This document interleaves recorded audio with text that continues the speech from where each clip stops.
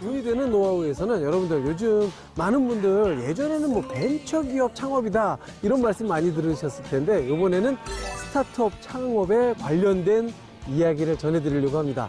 자, 이 알아야 될 노하우들이 굉장히 많은데 제 뒤로 보이는 이 멋진 건물에 오늘의 주인공이 계시다고 하거든요. 이 스타트업으로 창업을 해서 매출도 스타트를 끊어서 성공적으로 올리고 있는 창업 스토리 지금부터 함께 하시죠. 스타트업 스타트 업 1300 여기네. 근데 여기 뭘 바닥에 여기 뭐 특별한 길인가? 뭐가 이렇게 여기 잠깐만. 이거 뭔가 지금 어수선해요. 예? 여기 혹시 장용욱 대표님 계신가요? 안녕하세요. 네, 안녕하세요. 오늘 돈이 되는 노하우의 주인공 스타트업 회사 대표 장용욱 씨. 대표님 여기 좀 많이 어수선한데요. 여기 왜 이렇게 어수선해요? 저희가 지난주에 이사를 막 마무리를 해가지고 여기 뭐 물건들 막 들어올 때 바닥 상하지 말라고 여기서 깔아주셨어요. 그렇구나. 네네네. 저는 사실 그 어떤 그 물건을 만드시는지 뭐 잘 모르고 왔거든요. 저희가 개발하는 제품은 이제 한국형 이제 그 국산 전동 모빌리티 이제 전동 킥보드가 있을 수가 있고 킥보드? 네, 전기 자전거 아니면은 일단 뭐 산업 현장에서 쓰는 뭐 PPV 이제 전기로 굴러가는 모빌리티들을 토탈 이제 솔루션을 제공하는 업체라고 보시면 됩니다. 요즘 많은 분들이 도전하는 스타트업.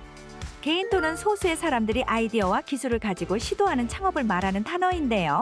높은 위험성을 지니고 있지만 성공할 경우 큰 수익을 벌어들일 수 있다는 특징을 지니고 있어 기대 수익이 높은 아이디어를 지닌 분들이 많이 시도한다고 합니다. 여기는 네. 관계자의 출입 금지. 요 제품들이 저희가 이제 요 제품은 이제 막 오늘 출고될 신제품이고요. 네. 그 왼쪽들은 이제 점검이라든지 리콜이라든지 이런 거 그 교체가 끝나서 이제 출고 대기 중인 제품들이고 저쪽은 이제 완전히 수리.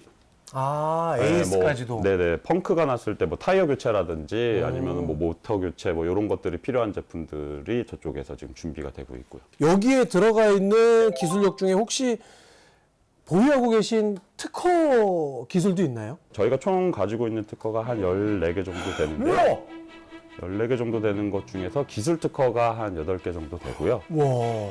이제 디자인 특허가 한 6개 뭐 요 정도 되는데 네.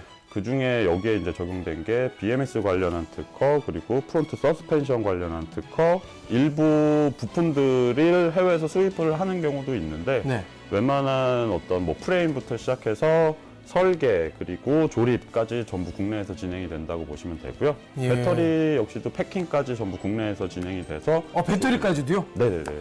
사실 전동 킥보드나 전기 자전거 전부 다 제일 중요한 게 배터리로 알고 있는데 네네네. 이것까지 전부 다 국내 기술력으로 하면은 네. 뭔가 좀 믿음이 갑니다. 이것은 해외 제품들이 주를 이루고 있는 국내 전동 모빌리티 시장에 도전장을 내민 회사라고 하는데요. 국내에서 제품의 개발과 생산 등 일련의 과정 모두를 해결하기 위해 노력하고 있다고 합니다. 이를 위해 기술 관련 8개, 디자인 관련 6개의 특허도 개발에 신청했다고 하니 그 노력이 정말 대단해 보이죠. 이 외에도 시장의 활성화를 위해서도 노력 중이라고 하는데 과연 어떤 노력을 하고 계신 걸까요? 이게 약간 좀 고성능 킥보드라고 이해를 하면 될까요? 그쵸. 고성능 킥보드라고 단순히 고성능 킥보드는 아니고요. 네. 이거는 이제 레이싱을 위해서 만들어진 레이싱 전용 킥보드라고 보시면 돼요. 최고속이 150km를 좀 넘어가는. 이거 그냥 스포츠카를 얘기하면 거의 F1급의 성능이네요, 그냥. 오토바이라든지 자동차로 느낄 수 있는 체감보다 좀 더 바닥에 붙어 있고 온몸으로 이제 저거 공기 저항을 받다 보니까 체감되는 속도 자체는 킥보드가 제일 빠른 듯한 느낌. 거의 날아가는 느낌이에요. 네. 예, 근두운을 타는 손오공의 마음으로 접할 수 있을 것 같은데 사실 뭐 이렇게 빠른 하이엔드급의 킥보드는 주행하는 것도 좀 공도에서는 조금 쉽지도 않을 것 같고. 제가 도로에서 150km로 막 이 기체를 타고 다닌다 그러면은 너무나 이제 위협이 될 수도 있고 그렇기 때문에 빠른 제품을 만드는 거에서 끝내지 않고 이 제품을 충분히 즐기고 탈 수 있는 뭐 그런 여건을 같이 마련하자라 그래가지고 개발 당시부터 저희가 이제 준비를 했었던 게 그 트랙데이. 그래서 서킷에서 달린다고요? 네, 서킷을 대관을 해서 그 서킷에서 이 유저분들이 마음껏 이제 달릴 수 있도록 그렇게 준비를 많이 하고 있습니다. 여러분들 퀵보드가 서킷에서 달리면 어떤지 함께 보시죠. 안전하고 건전한 킥보드 문화의 정립과 시장의 활성화를 위해 자체적으로 킥보드 대회도 개최한다고 하는데요. 와, 그 속도감이 정말 대단하죠. 시원한 바람을 가르며 달리는 모습을 보니 정말 속이 뻥 뚫리는 기분이네요. 이렇게 자체적인 대회까지 여신다니 건전한 문화를 위한 대표님과 회사의 노력 인정하지 않을 수 없네요. 저희가 뭐 벤처까지는 많이 들었던 이야기인데 스타트업 창업은 뭐가 좀 다른지 차이점이 있나요? 벤처는 어떤 특정한 기술을 가지고 이제 그 기술을 기반으로 해서 실제적으로 좀 도전적인 어떤 회사를 차리는 게 이제 벤처다 그러면은 네. 그 벤처들이 이제 막 시작을 할 때 보통 스타트업이라고 부르시는 것 같아요. 아. 근데 스타트업이 좀 더 어떤 기반 없이 그 젊으신 분들의 어떤 열정과 아이디어 뭐 이런 거 하나만으로 막 시작한 듯한 느낌을 좀 더 강하게 주는 것 같고. 조금 날것의 느낌. 네. 뭔지 알 것 같아요. 벤처를 운영하시면서 좀 힘들었던 점이 많이 있으시겠지만 좀 네네. 말씀해 주실 수 있는 게 어떤 게 있을까요? 충분한 매출을 막 올리면서 회사를 운영을 하는 경우가 그렇게 많지 않다 보니까 자금을 어디서부터 이제 그 투자를 받는다거나 아니면은 어떤 뭐 개인 투자를 받는다거나 은행에 대출을 받는다거나 뭐 하는 부분들이 1차적으로 가장 어려웠던 부분이었고, 두 번째가 이제 그 저희 같은 소규모 회사에서는 구인을 하기가 쉽지가 않죠. 네. 구인을 하기가 생각보다 제가 원하는 인재상들을 이제 그 구인을 하는 부분들이 어렵고, 그렇기 때문에 그 스타트업이나 벤처를 하시는 분들은 회사의 비전과 회사의 저것도 굉장히 중요하지만 그렇죠. 원하는 인재를 데리고 올 수 있는 어떤 그 대표의 어떤 개인적인 인간적인 매력도 좀 중요하다. 그렇죠. 그 예전부터 많이 듣는 얘기 있잖아요. 아유, 쟤는 인복이 있어. 이런 얘기를 듣냐 못 듣느냐의 어떤 그런 대상이 되시겠네요. 스타트업을 준비하시는 분들을 위한 정부의 지원도 찾아볼 수 있는데요. K-스타트업, 중소벤처기업부, 창업진흥원, 각 지자체 등의 홈페이지를 통해 그 정보를 찾아볼 수 있다고 합니다. 매년 1월에서 5월에 다양한 정책 지원이 공지된다고 하니 스타트업 창업을 준비 중이신 분들은 꼭 한번 확인해 보셨으면 좋겠습니다. 대표님, 이게 그 초기 투자 비용, 창업 네. 비용이 굉장히 좀 궁금하거든요. 네네. 그때 처음으로 투입된 이제 제 개인 사비로 한 3억 정도, 3억에서 3억 5천 정도가 이제 그 초기 이제 시작할 때의 비용으로 들어갔고, 기술보증기금 통해 가지고 그 기술 대출을 좀 받았어요. 얼마 그게 정도 한 받으신 4억 정도. 벤처 투자 회사들 찾아다니면서 이제 발표하고 해가지고 그렇게 이제 투자받은 금액들이 한 4억 정도. 그렇게 이제 투자를 해서 나온 제품을 이제 막 판매를 시작을 했기 때문에 네네네. 매출은 이제 2022년도 기준으로 대략 한 6억에서 7억 정도가 발생이 됐고, 네. 그 약간 투자의 성격을 띈 자금들이 좀 더 많이 들어와서 대략 수익금 자체는 한 20억 정도. 어허. 내년도 봄까지의 매출을 지금 한 50억 정도로 지금 그 기대를 하고 있습니다. 야, 초기의 개인 투자와 은행 대출, 투자 기업들의 투자금을 모두 합쳐 약 10억 원의 금액으로 사업을 시작했다고 하는데요. 작년에 약 20억 원의 매출을 달성, 올해는 30억의 매출을 목표로 할 정도로 성공적으로 사업이 자리를 잡은 것으로 보입니다. 과연 대표님이 자리를 잡을 수 있었던 노하우는 무엇이었을까요?